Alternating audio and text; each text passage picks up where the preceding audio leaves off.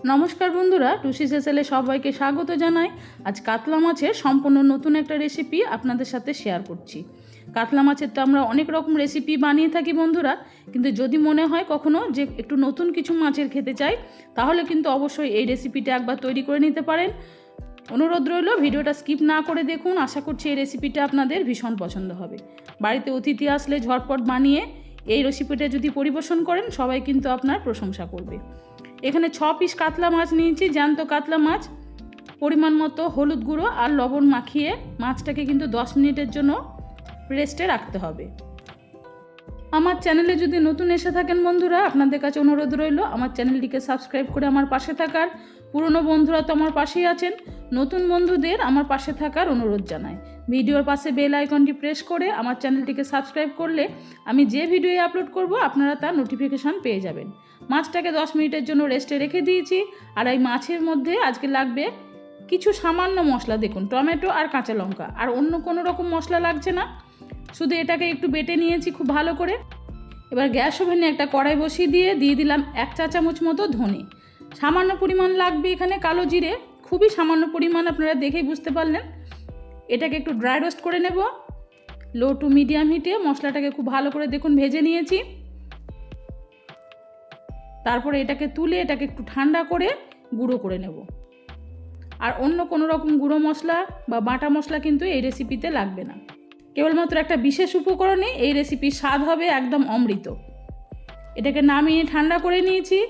এবার প্রথমে মাছগুলোকে একটু ভেজে নেব। কড়াইতে দিয়ে দিয়েছি সর্ষের তেল। অবশ্যই সর্ষের তেলে এই রেসিপিটা তৈরি করবেন। হাই ফ্লেমেই তেলটাকে খুব ভালো করে দেখুন গরম করে নিয়েছি। এরপরে মাছগুলোকে ভেজে নিতে হবে। আমি মাছগুলোতে কেবলমাত্র লবণ হলুদ দিয়েছিলাম। আপনারা যদি চান তাহলে একটু লঙ্কা গুঁড়ো বা গোলমরিচ গুঁড়ো একটু ব্যবহার করতে পারেন, তাতেও কিন্তু ভালো লাগবে। হাই ফ্লেমেই মাছটাকে দেখুন উল্টে পাল্টে বেশ ভালো করে ভেজে নিয়েছি। মাছ এমন করে ভাজতে হবে এই রেসিপিতে যেন মাছ একদম নরমও না থাকে, আবার যেন খুব লাল করে একদম কড়া না হয়ে যায়। মাছের ঝোলের মাছ আমরা ঠিক যেরকমভাবে ভাজি সেরকমভাবেই কিন্তু মাছটা ভাজতে হবে। একবারে তো সব মাছগুলো ভাজা যায়নি, আমি 3 পিস করে মাছগুলোকে ভেজে নিয়েছি। একবার মাছ খুব ভালোভাবে দেখুন ভাজা হয়ে গেছে। মাছগুলোকে এবার তুলে নিয়েছি।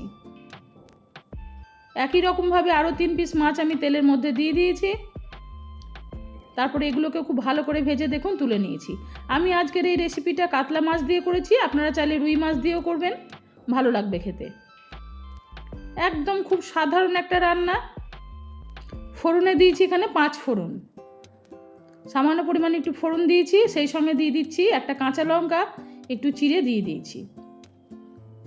এবারে দিচ্ছি দেখুন বেশ কয়েক কোয়া রসুন। এখানে 8-10 কোয়া রসুন আমি একটু ভালো করে থেঁতো করে নিয়েছি শিলে। ওটাকে দিয়ে একটু ভেজে নেওয়ার পরেই আমি টমেটোটা দিয়ে দিয়েছি। রসুনটা যেন পুড়ে না যায় সেটা কিন্তু খেয়াল রাখবেন।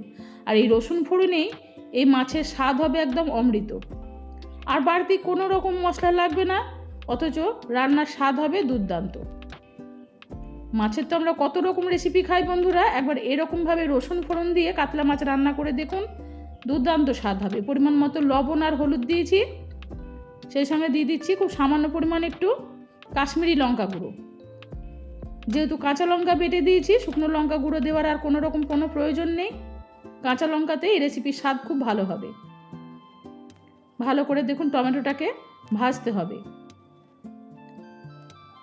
1-2 মিনিট টমেটোটাকে খুব ভালো করে দেখুন নাড়িয়ে দিয়েছি। এরপরে সামান্য পরিমাণে একটু জল দিয়েছি, টমেটো বাটার যেন কোনো কাঁচা গন্ধ না থাকে সেই হিসাবে একটু টমেটোটাকে একটু কষে নিতে হবে। একদম লো হিটে 2 মিনিটের জন্য ঢাকা দিয়ে রেখেছিলাম। টমেটো কিন্তু খুব ভালোভাবে দেখুন কষানো হয়ে গেছে। আর রসুন ফোড়ন দেওয়াতে মশলা থেকে খুব সুন্দর একটা সুগন্ধ বেরিয়েছে। অপূর্ব স্বাদ হয় বন্ধুরা এরকম মাছের ঝোল। একবার বানিয়ে খেয়ে দেখবেন। আশা করছি এই রসুন কাতলার স্বাদ আপনাদের খুব ভালো লাগবে। ঝোলটা এবার ভালো করে একটু ফুটিয়ে নিতে হবে। 3-4 মিনিট খুব ভালো করে হাই ফ্লেমে ঝোলটা ফুটিয়ে নিয়েছি। এরপরে ভেজে রাখা মাছগুলোকে দিয়ে দিয়েছি। দেখুন মাছগুলোকে দেওয়ার পরে আরও 1-2 মিনিট আমি মাছটাকে হাই ফ্লেমে একটু ফুটিয়ে নিয়েছি। এরপরে গ্যাসের ফ্লেমটা লো করে দিয়ে এটাকে ঢাকা দিয়ে প্রায় আরও 4 থেকে 5 মিনিট খুব ভালো করে একটু ফুটিয়ে নিতে হবে, যাতে রসুনের সুন্দর ফ্লেভারটা মাছের মধ্যে ঢুকে যায়। প্রায় 4-5 মিনিট ভালোভাবে আমি এটাকে ফুটিয়ে নেওয়ার পরে ঢাকনাটা খুলে দিয়েছি। মাছের ঝোল কিন্তু একদম রেডি।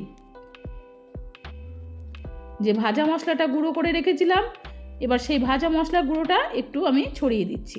এটাকে একটু মিক্সিতে গুঁড়ো করে নিয়েছি।